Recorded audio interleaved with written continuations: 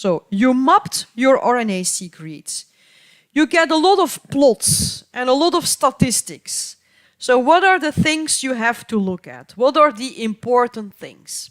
Well, one of the important things here, you're working with RNA, is the degradation. Yeah?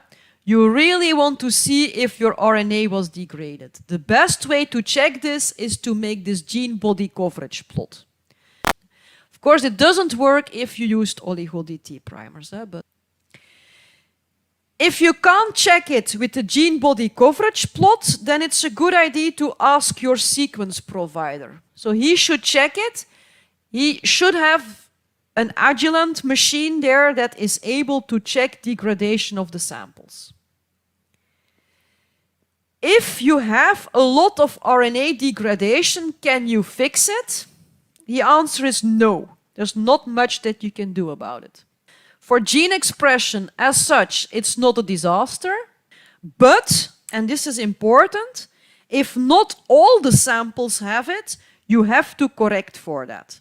Yeah, you have to take it into account when you do your differential expression analysis. It's kind of like a batch correction that you have to do. Yeah, some samples have degradations, the others have not. So you have to take it into account in the model that you use for your differential expression analysis.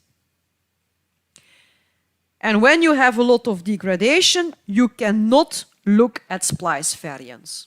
Low coverage, is that an issue? So coverage, why do you need coverage?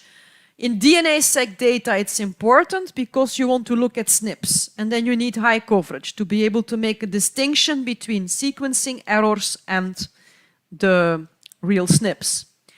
In RNA-seq data, it's not very important. If you're only interested in expression, then it's not important at all. But if you want to look at splice variants, then we're here, yeah? Then coverage becomes important. If you want to find novel splice sites, yeah, then you need coverage. You need high coverage. You can see that here. And this is the plot that will tell you whether the coverage was high enough, yes or no.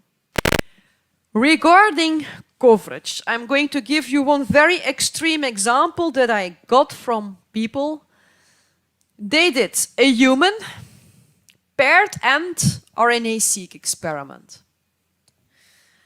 And they did the mapping of their data, and they got a really high number of unmapped reads.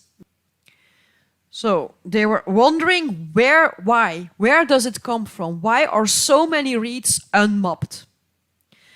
So when you get a result like this, yeah, the mapping gives low numbers, you don't know why. Well, the first thing I told you this morning you have to look at is the FastQC report. So that is what I asked them, send me the FastQC report. We see here a lot of duplication, but when you take a look on the overrepresented sequences, it's all relatively low percentages. Yeah? There's not one dimer, adapter dimer, that makes up 30% of your file. And I was expecting that when I looked at this. I thought, adapter contamination. But no, it's not there.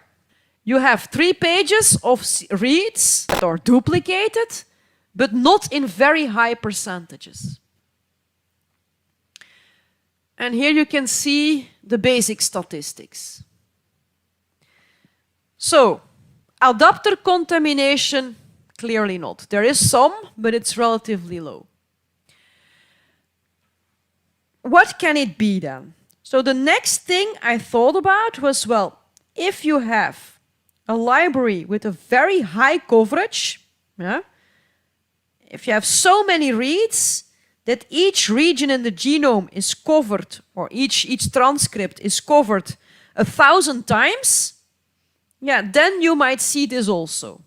So that's my next question for you. Looking at the results here of the FastQC report, do you think that this is a library with an exceptionally high coverage?